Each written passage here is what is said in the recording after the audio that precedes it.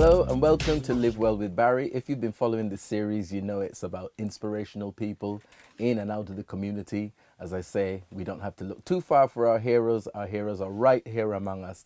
And I am graced with the presence today of, I call her the Queen, as you can see. I've got the cravat, the Queen. I'm just genuflecting in front of the Queen. Carroll Thompson.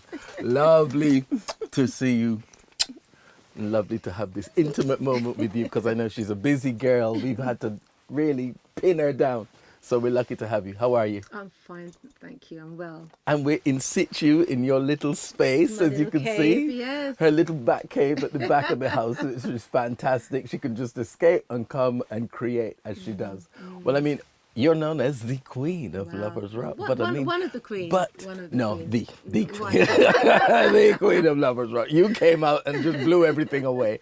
But you're so much more than that, than just the Queen of Lovers Rock, because your repertoire is vast, Yeah, isn't I it? do a lot of things. Yeah. Within the music. Yeah. Yeah, I But you love know, it. it's not just the one genre. No. It covers many. Yeah, that's true. It's Because true. I heard some jazzy stuff and I was thinking, wait, Carroll Thompson? Bye, Carroll Thompson. I'm so sorry, Carroll Thompson. Yeah, you know. So where did it all start for you? Where did you grow up? Well, I grew up just outside London Right. in a little town called Hitchin, Letchworth, which is Oh, right. Little I know Luton. very well. Yeah, I know so I Hitchin, grew up Letchworth, there. yeah. It was lovely. Grew up mostly with my grandparents. Right. Who we were in the church Right. by the time I came along. Hence anyway. the voice. Okay.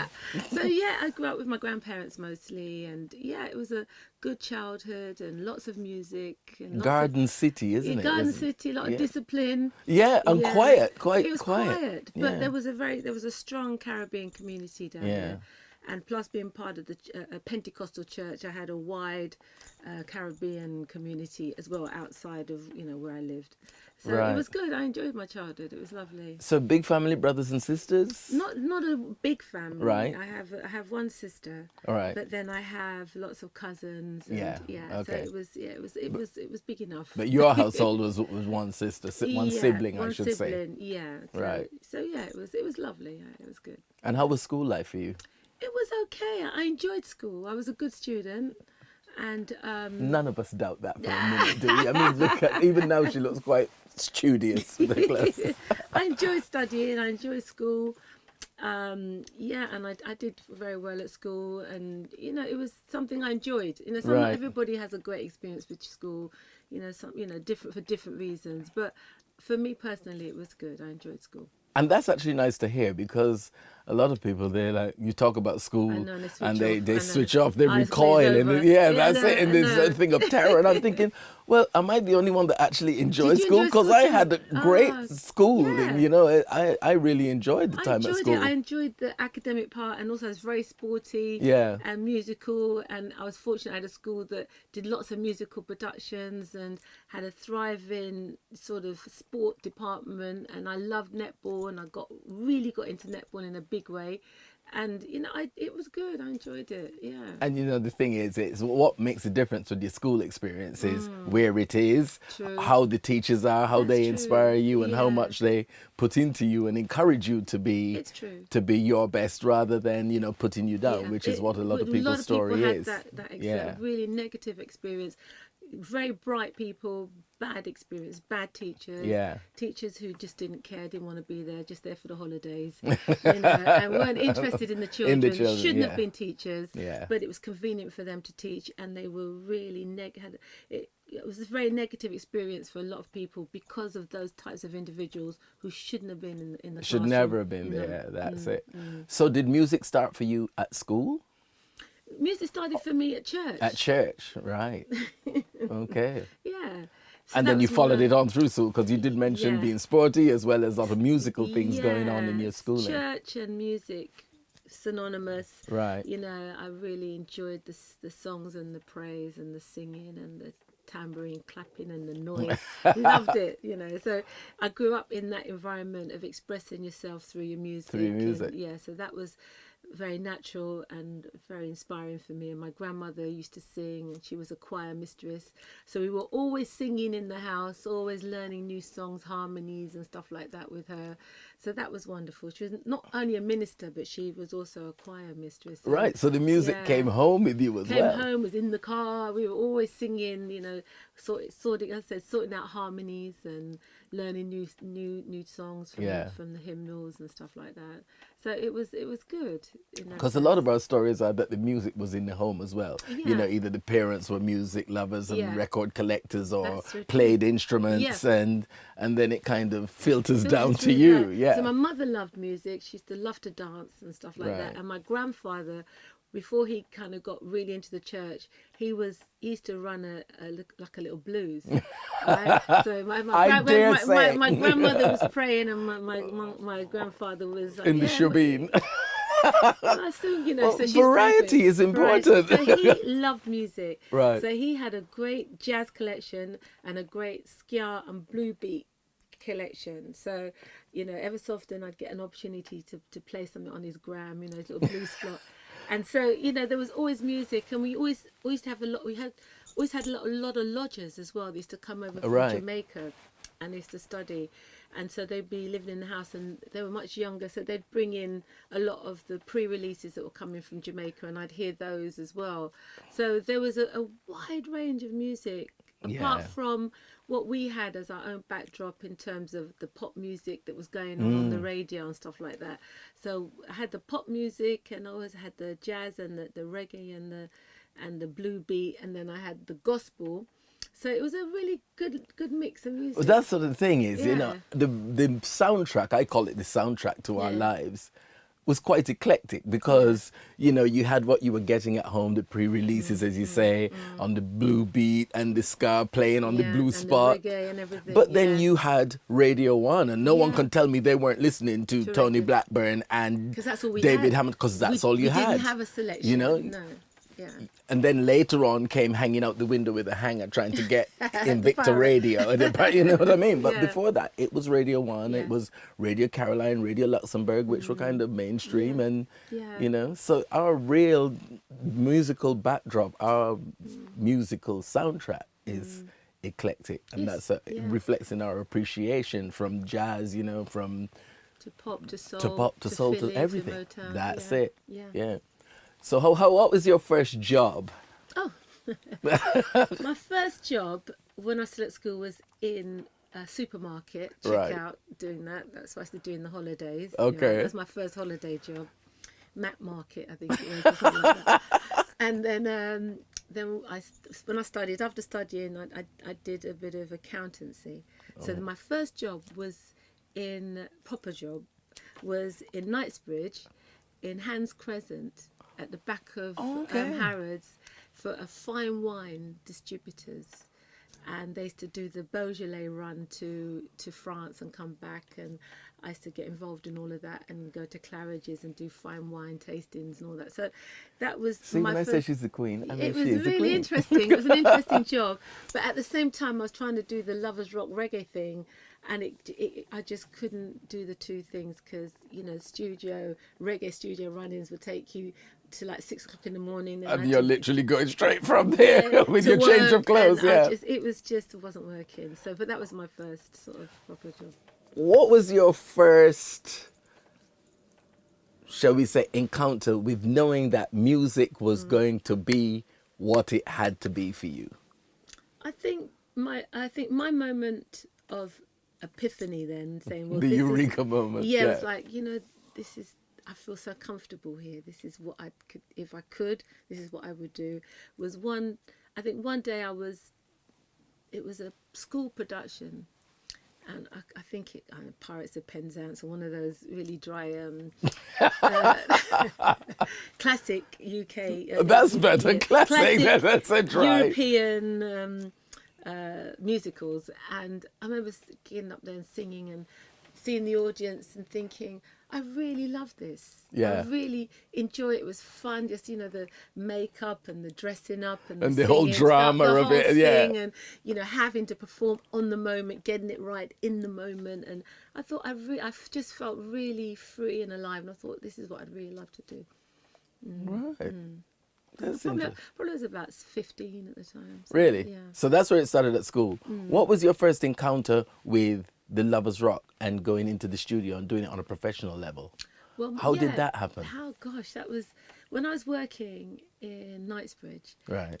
It was one of those buildings in the back of Hans Crescent where every floor was something else. So the floor I was on was a fine wine distributor. The next floor was like a exclusive ski and holiday thing. The Right. next floor was something else. And on the floor underneath me, there was a young lady she was a receptionist, and we used to just go out and get our sandwiches together. She says, "Oh, my uncle is a producer. He's a reggae producer."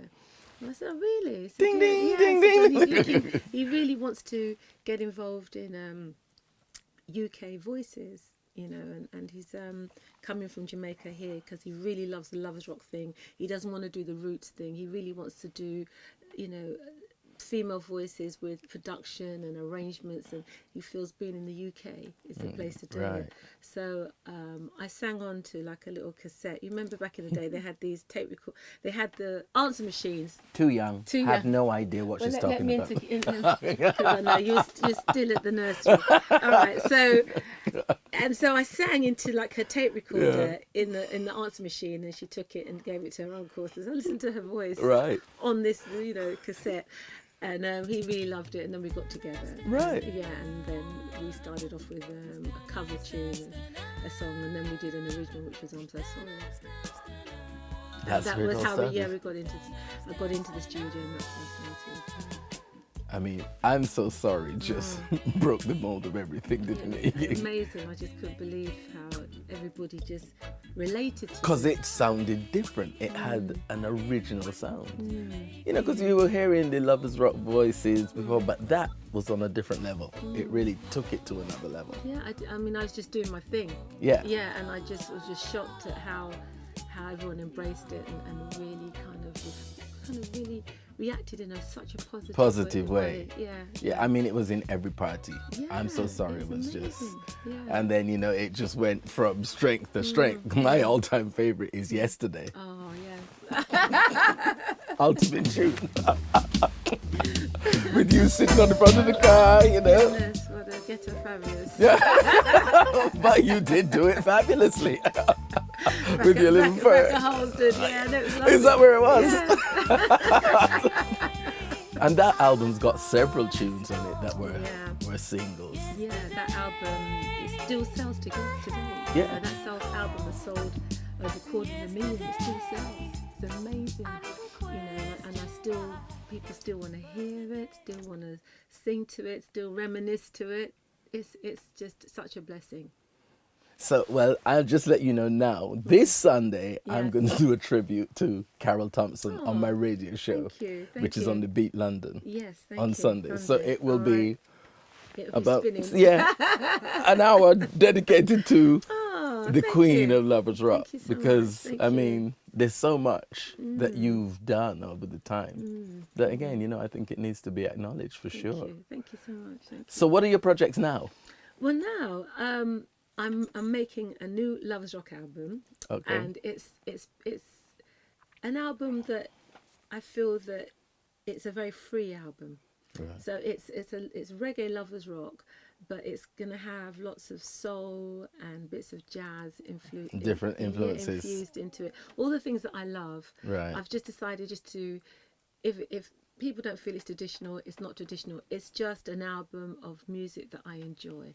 And I've brought in musicians that I really like, and I'm writing with people that I've really admired, and just to make an album that's just truthful. Yeah. And hoping that people will get into it and like it. And that's the project of the moment. And I mean, as you say, some people might think it's not traditional, but everything evolves. Nothing stays the same, and it's always about reinventing and keeping things current and relevant to now. So possibly even though a certain generation appreciate what you would call the original sound, to make it palatable to a younger generation, because it's about incorporating everybody. Yeah, Maybe yeah. you have to just adjust things slightly. Sometimes you do. Yeah, Yeah, you know. sometimes you have to adjust, and sometimes it's good to take influences from things that you really like. Love, yeah. You know, I love soul, I love R&B, and also love jazz. You know, and I love arrangements. You know, and I like real instruments as well. So I'm going back to that because we've had a long period of sort of technology of program sounds, and which is all great and everything, but I think it's quite nice to kind of go back to having a guitarist in here playing, having a saxophonist in here playing, and having a real bass man on it, and having, you know, it's just, I'd love to be in here to see all those people yeah, fit in this it's- space. That's great. one at a time, one at a time. But it's just Form been an really orderly nice. queue. Yeah, it's been nice to kind of have that real sort of energy of a player coming in. 'Cause Well, I that's like- it, you know, and yeah. our generation, our musical background is furnished with orchestras and Yeah. arrangements and bands, full bands. So, you know, it's only natural that Yes. you would want to. I love that replicate because that. I love playing live, right? Yeah. As you know, I do a lot of live work, and I love being on stage with my musicians, and everybody's, you know, a specialist in their own area, and they're Yeah. playing, and we're making something beautiful together on stage. And sometimes when you're in the studio and you're using a lot of program sounds and stuff, it can be a bit sterile, and you can end up just by one little Indian by yourself in there doing it all yourself, because you can get all the sounds. But Program not off of quite. them. Not quite. I always But say that. You not can get all the sounds, but not quite. Not quite. So, but you can just sit here and make a whole album by yourself, Yeah. just you and the computer, Yeah. and which is fun to do. But I love the energy, you know, and the spirit that people carry, and Well, on a that track. does Yeah. transfer to the music and what's being Yeah, recorded. yeah. That energy, that vibe of being in there with a group of people doing it live, Live, it's- is you completely can't different beat from it. you replicating a drum machine on a keyboard and replicating a horn section. I mean, and a- there've been some million dollar hits made on a Absolutely. computer, you know, and just put you know, just computer sounds and all programmed, and there is a speciality in that, and there is a skill in that too. Yeah. Which is, but that's not my skill. No. You know, so I just have to be honest and be truthful to what it is that inspires me as a musician, and what inspires me is collaborating, you know, with other musicians yeah, I and love it. vocalists. Yeah, and yeah, I love it. Vocalists as well. As you know, I do a lot of background work with other singers for other Right. people on their records. I enjoy that too. So I enjoy the collaboration of music. Yeah, Now, you did a concert recently, didn't you? yeah, I've done a few. Tell me about that. I did one the other day, which was Yes, so the one- the most much recent. fun. It was the most fun. It was one of those situations where I had a lot of family that happened to all be over on the same weekend that I was doing the show in London. Right. So I had my aunt from America, my cousins from America, my mother was over. She's over from Jamaica at the moment. She was over. My other friend who happened to be over from Florida, one of my best friends, and another friend over from Jamaica. So they all came in, which is really great. Plus a lot of fans that I have never met before that had come to the very first show that they'd ever seen of me perform, which is really bizarre because I've been doing lots of shows. But depending on the venue, sometimes Yeah. depends on whether you kind of get through to another network of people. So this show was just so much And where was fun. this show? It was in Holborn, Right. in central London, and it was so much fun. And I decided to do a little tribute to Phyllis Dillon, who is the Yeah. queen of rocksteady, which I forgot to say I've done an album of her work, Of her songs. because I think Alright. it's important as well. So I did some of these old rocksteady tunes with my sort of classic album, a lot of songs from my classic album, and it was so much fun. My mum even came up and danced. Because it will revoke memories for her as well. I even got her up on stage to Phyllis to- Dillon was, yeah, their music. She did a lot with Duke Reed on Treasure Isle. Absolutely. Yeah. Yes. And the stuff is fantastic. And Yeah. and also she's got a lot of songs that people know but don't realise that It's her, she's that's right, yeah. Yeah. So I've decided to do that, and it's called Carroll Thompson sings Phyllis Dillon, you know, Queen of Lovers Rock sings the Queen of Rocksteady. So that'll be coming out for Christmas actually. Right. Yeah. Have you got that? Queen of Lovers Rock sings The Queen of Rocksteady, Phyllis Diller, coming out by Christmas. Yeah. Yeah, So that was a lot of fun to do. I'm sure. Yeah, those old tunes, you know, they're classic. And what were the other shows that you've done recently? I've Because you were done. saying because you've done quite a I few. do a few shows around around London and outside London as Yeah. well. So you know, I've got another little acoustic show coming up in Croydon. I think that's on the 13th of October. I've got another semi-acoustic show up in Birmingham for the for I think they're called the Bass Festival, All right. which is celebrating 50 years of reggae music with Toots and the Maytals and all kinds Wow. of people and Steel Real Pulse. legends. Yeah, and myself and a few others. So, you know, these are the different types of shows that I do. And plus I do the show with Janet Kay, which is we do the Queens of Lovers Rock. We do that together, double header. Okay. We do a Christmas show every year. And Yes, I've seen that. yeah, and also we do the monologues, which chronicles it's called the Lovers Now Rock. this is Monopoles. interesting. Yeah, it's called I've heard about You this. must come to. We've got a show soon. Tell me actually. more about The that. Lovers Rock Monologues is a theatrical piece that Victor and Janet and myself devised. And basically we take some of our songs and we add monologues to each song, which sort of kind of charts our coming of age when we started to go out to raves and discovering our sexuality, discovering, you know, things about ourselves and music, and also talking about our parents a little bit as well. And Right. it's just such a lovely piece, and every time we do it we get the same reaction. People, they laugh, they cry. It's funny. It's really funny as And well. yeah, but, you know, it will resonate with that certain age group, that certain crowd, that, you know, you're saying these things, you're singing these songs, and it takes them back to a moment instantly Yeah, it that does. they remember. They Yeah. a part of what they were wearing, who they went with, if their mother Yeah, came in with their the slipper to slippers. beat them at 2 o'clock in the you know what, morning. and also we talk about the soul heads and the reggae and the reggae people and what we all used to wear, because you were very much defined by your clothing. Yeah. Remember back in the day? Absolutely. You know, if you wore your pencil skirts, or whether you're in your winkle picker shoes or whatever, or your Oxford bags or whatever it is you were wearing, you know, kind of defined, you know, which particular musical genre. And you know, that's what always set myself and one of my friends apart. Yes. Because we would be considered by a lot as soul heads. Yes. So yeah. we would be at, you know, Royalty in Tea, Southgate, and yeah. but we would then go home, And change, put on our Crocs, silk suit, and be in Shaka's Blues. You know what I mean? And that's when you say our taste is eclectic. Yes, yeah. Don't tell me yeah. that because I was in Southgate at Yeah. Royalty listening to Froggy Yeah. that I can't go and listen to The Saxon. Saxon. Yeah, or Thank you. Shaka, because Yeah. I can. Yeah, you're down There's to no Phoebes. box that I can. There's Fit no into. box that fits me. That's how I felt as Yeah. well. You know, I loved my soul music and I loved my reggae music. Yeah, and absolutely. I loved Shaka. I loved Phoebes. I loved going to All Nations, and I loved Royalty too. So you know, it's like there's many of us that Yeah. were Crossover. Yeah. And the reggae. What I found with Lovers Rock is it kind of married the two. Because it was a little softer, it was a little Yes, gentler, and it you it know. was romantic, and it had the arrangement. Yeah. And that was very much, you know, where we were. A lot of us were Yeah. we grew up with the soul and the Philly sound, and we grew up with the reggae too. So Yeah. it kind of worked. It was perfect for where we were situated in this country at that particular time. Right. Yeah, it's Brilliant. interesting, isn't it? It is. You know, and as you say, it takes me right back to Yeah.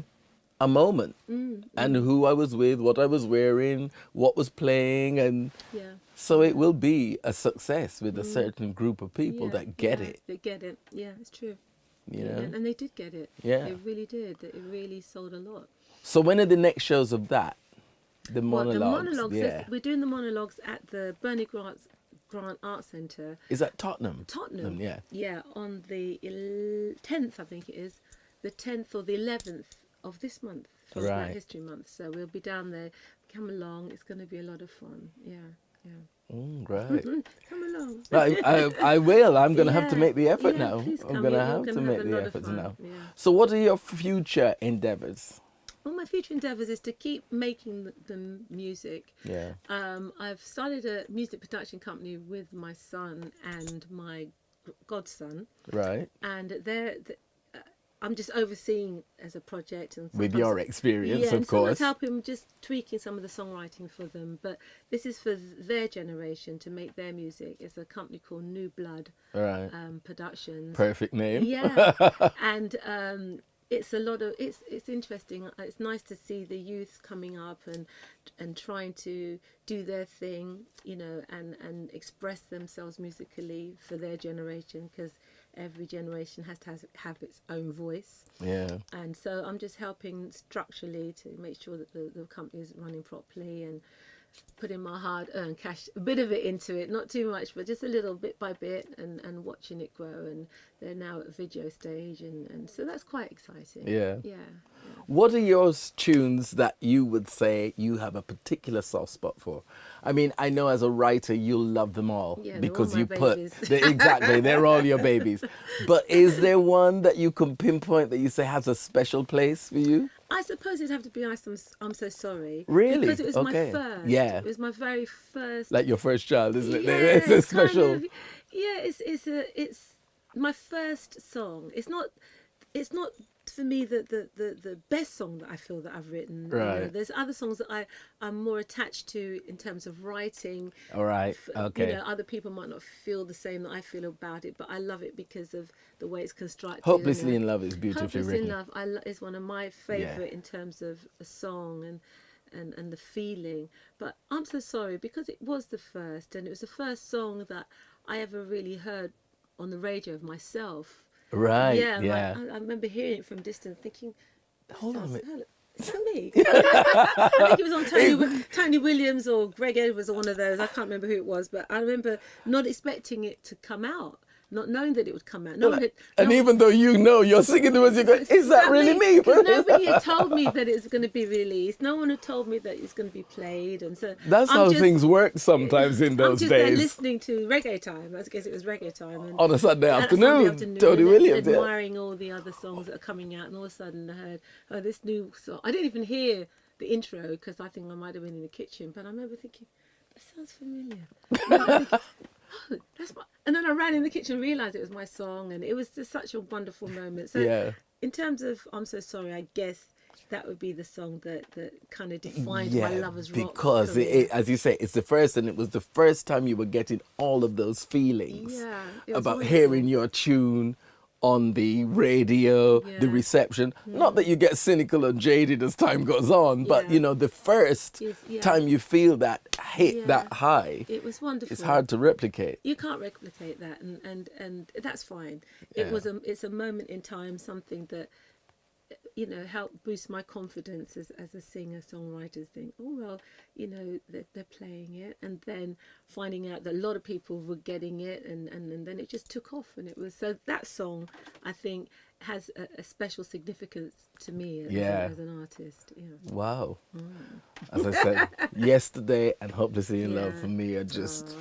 Thank you. Well, we're very privileged and honored to be, as you can see, yeah, in my situ best, where yeah. it all still happens. It all still happens. Yeah. How much time do you spend in here? I spend a lot of time in here. I spend time in here on my own stuff, on other artists, writing and producing in here. So it's a lot. I enjoy it. This is my little Haven, yeah, isn't my it? little lab. Yeah. This is my musical lab. Love yeah. it. Yeah, it's good. It's good. Well, we're very honored and privileged to be able to come into your space.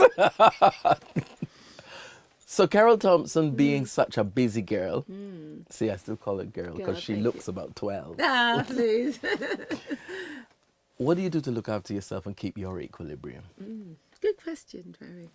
You know, I'm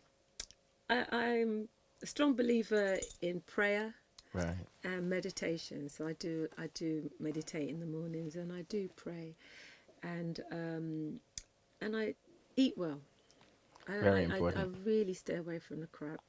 I stay away from sugar as much as possible, and I try to Well, and I do exercise every day, All right. whether it's Hence the walking, hourglass waistline. whether it's to walk, Yeah. or whether it's to kind and do, because I like to go to the gym. I like to do spinning. I'm a spinner. Oh, you're a spinner, are you? Yeah, I do like spinning, and I do like to walk. Right. Yeah, and so those things, and I do try. That keeps you fit and in shape and able to sustain the performances on stage, because you do have to really be of a certain kind of fitness. You have to be, especially when I travel as well, traveling and performing. Yeah. You have to be fit. You're exhausted from traveling, and then you've have got to to get go up and you have hi, to, and you've got to, you've so got you to have to be fit. You yeah. have to be fit, and to get through all the time zones and everything like that. So I do take that very seriously, and I do take the gift to be able to sing very, very seriously. I do see it as a gift. And Well, it is, because not everyone can do it. Not everybody has it, and it's like people who can ride, or people who can paint, and who can run, or whatever it is your gift is. You really have to look after it and recognize the fact that it is a gift, and to know that my gift is housed in my body. I can't take out a violin out of a case and start playing it. My gift is in my body, so I have to look after my body in order for me to kind of use my gift properly. And what I have found is the more I look after myself, is the stronger it has become over the years. That's interesting. It's interesting, and because I don't take drugs and I drink very sparingly. That's just my nature. That's who I am.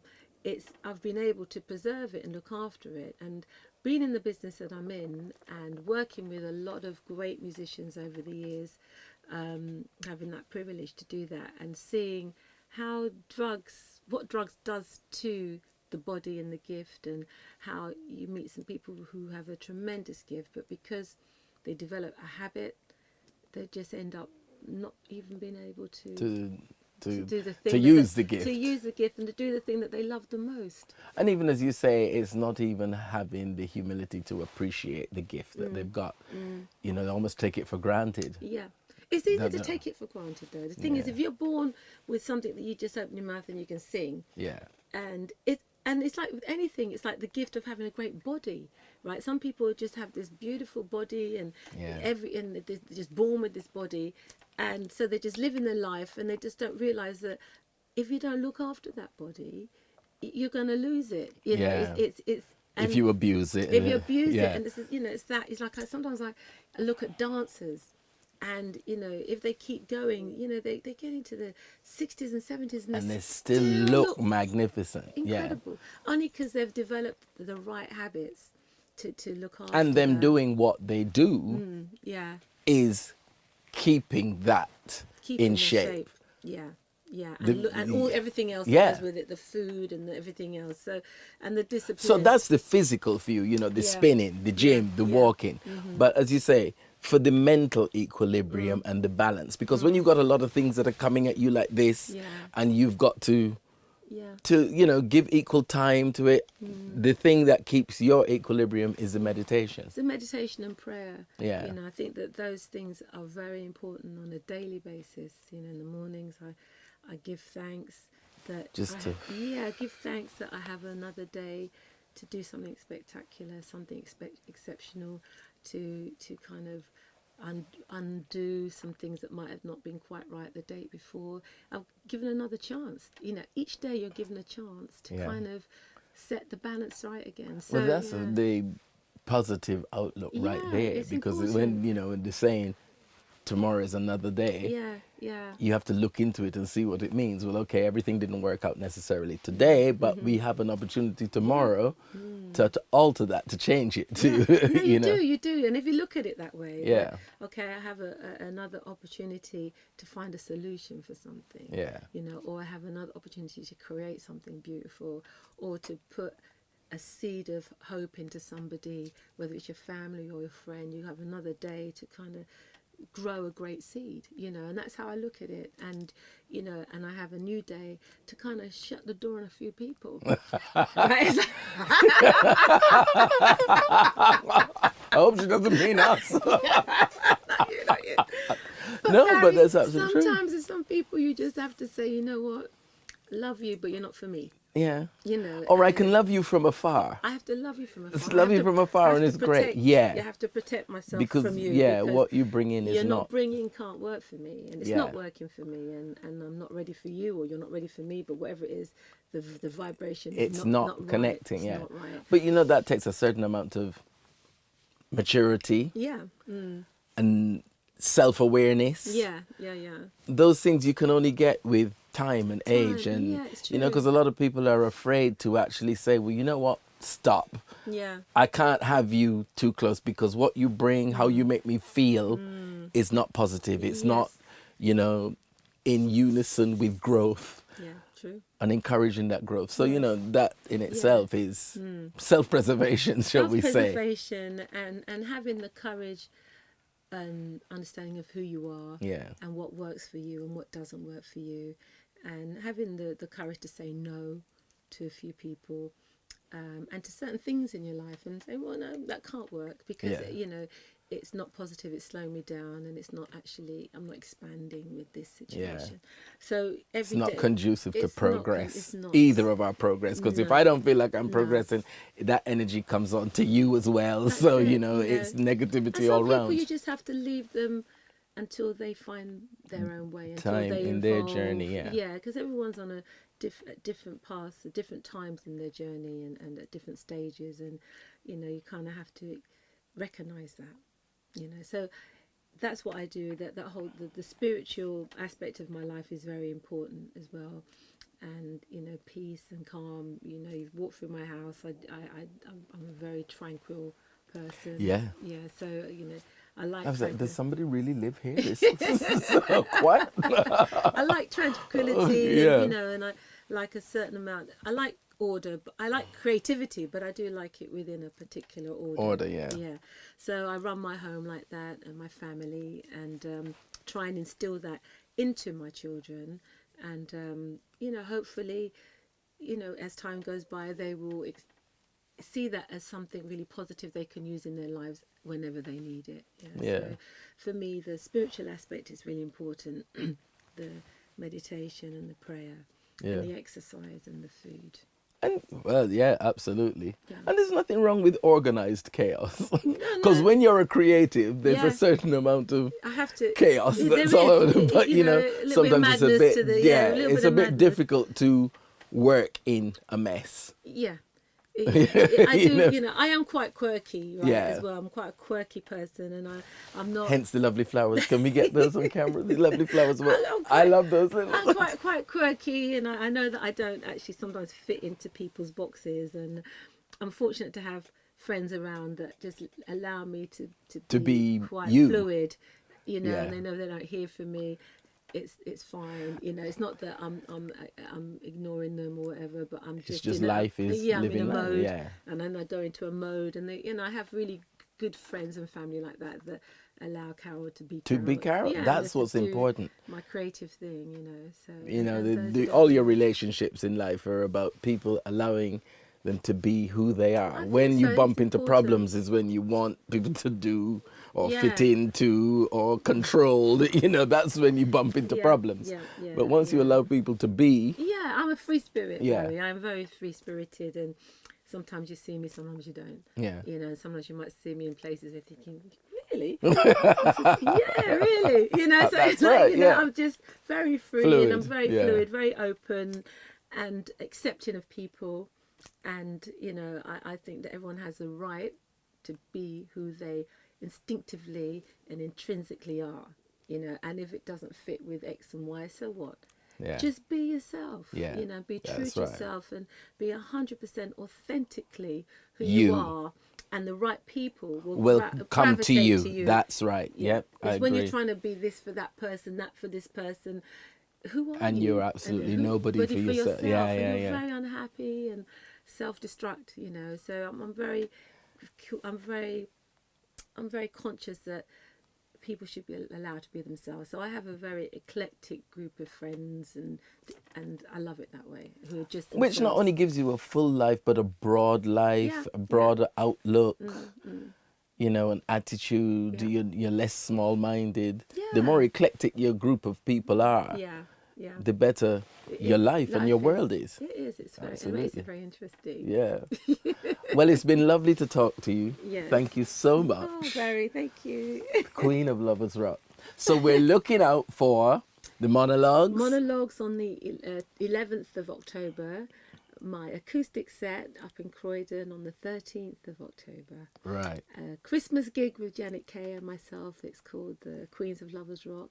That will be in the centre of town, so just look out for it. Now, where can we go to get all this information of what Carroll Thompson's doing? Well, you can go to my website, which Okay. is carrollthompson.co.uk, or I'm on Facebook, and I'm also on Instagram. Okay. And I'm active on my social media, pages. right. So anything that I'm doing. So we can get you on your website, which is carrollthompson.co.uk. right, You and can on get Facebook. Facebook, Carroll Thompson official Just- page, or the right. fan page. Instagram is Carroll Thompson Music on Instagram. Okay. Twitter is Queen of Lovers on Twitter. See, it comes up all the time. That's it. See. Queen of Lovers on Twitter. And so any one of those things. Yeah, because we want to know what you're doing. We You'll want to know- come and support. Yeah, thank and You'll encourage. find maybe a flyer or whatever will be on one of those pages. Right. Yeah. Once again, darling, thank you very much. you, It's been an Barry. absolute pleasure. Mwah. I like to And be you're looking French. fantastic. I came to see the Queen. If I know how to dress up a little bit more, but never mind. We just been wanted you underdressed, natural I've been as you are. We just want you natural as you are. And we're very honored to be right in your space. So, just as you are, as you Thank say, Barry. Thank natural. you. Thank you very much for joining us. And if there's anything that resonates with you, please let us know on Facebook, on the website. Stay tuned for the next hot guest next week. Bye. Yeah.